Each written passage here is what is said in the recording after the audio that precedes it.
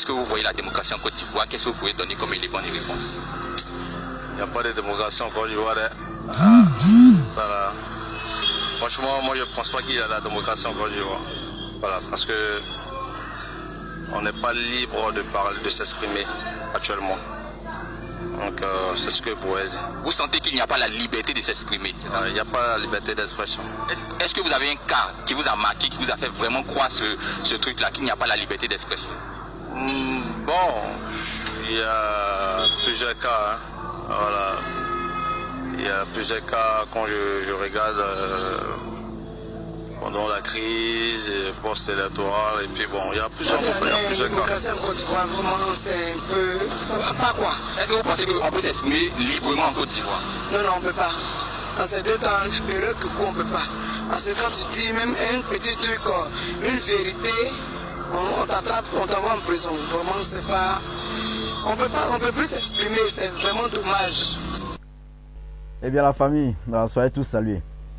Moi j'ai toujours dit, toute personne, tout individu qui va jeter le discrédit sur la gouvernance du président Ado, sans fondement, au nom d'une quelconque liberté d'expression, moi je vais allumer ma caméra et je vais éclairer l'opinion. L'élément vidéo qu'on vient de voir tout à l'heure, c'est un micro-trottoir du jeune chroniqueur Josias Assemon, où il interrogeait à travers la ville d'Abidjan les Ivoiriens sur la démocratie et la liberté d'expression en Côte d'Ivoire. Voici des gens qui ne savent même pas ce que c'est que la liberté d'expression, qui ne savent même pas ce que c'est que la démocratie. Ils agissent comme ça. Dans la première séquence, le monsieur qui a parlé vous dit il n'y a pas de liberté d'expression en Côte d'Ivoire, voilà, il n'y a pas de démocratie. Le gars lui demande de donner un exemple, un cas de ce qu'il avance. Il a été incapable, il dit il y en a plusieurs cas, mais il a été incapable de donner un cas. Pour dire voici un cas où voici le cas où il n'y a pas eu de liberté d'expression, ainsi de suite. Rien. Et il remonte en parlant de la crise post-électorale. Je ne sais pas de quelle crise il parle. Sinon en 2025, lors des élections, il n'y a pas eu de crise post-électorale. C'est des événements qui ont eu lieu avant les élections. Les événements préélectoraux où des individus sont sortis suite à l'appel de leur leader pour manifester, casser, piller, tout ça. Et ces gens qui ont été interpellés l'ont été pour des cas bien précis. On a fait plusieurs vidéos relativement à cela. Mais quand les gars parlent, il n'y a pas de liberté d'expression. Ils n'ont qu'à donner un cas. Ils sont tous comme ça. Hein? Ils sont tous comme ça. Ceux qui pensent comme ça. Sans en fournir la moindre preuve. Surtout les gars là. Il n'y a pas de liberté d'expression. On ne peut pas s'exprimer. Je prends dans la deuxième séquence le cas de la dame là. La dame qui dit on ne peut pas parler. Que si tu dis une certaine vérité, on te prend, on te met en prison. Mais dites-moi. Ceux qui sont en prison, celui qui a dit une certaine vérité, qui a dit une certaine vérité qui se retrouve en prison.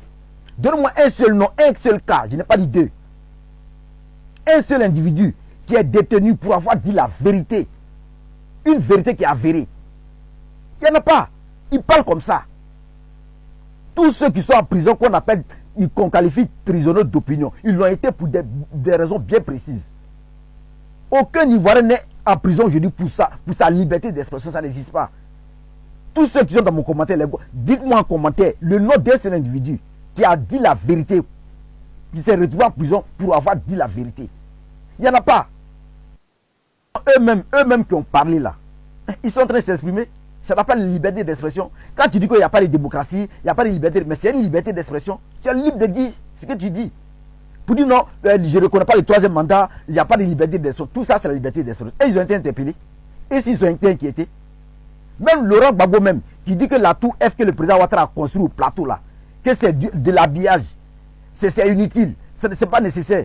Laurent Gbagbo qui dit que non au quatrième mandat, je ne reconnais pas le quatrième mandat, c'est un mandat anticonstitutionnel. Tout ça, c'est la liberté d'expression. C'est toi qui vois.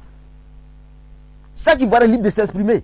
Mais dès l'instant que tes propos s'inscrivent dans la diffamation, ou bien à trouble à l'ordre public, ou bien à incitation à la haine, là, tu tombes sur le coup de la loi. Nous sommes dans un pays de droit. Nous ne sommes pas dans la jungle. La Côte d'Ivoire, ce n'est pas la jungle. Tout pays est régi par des lois et ces lois doivent être respectées.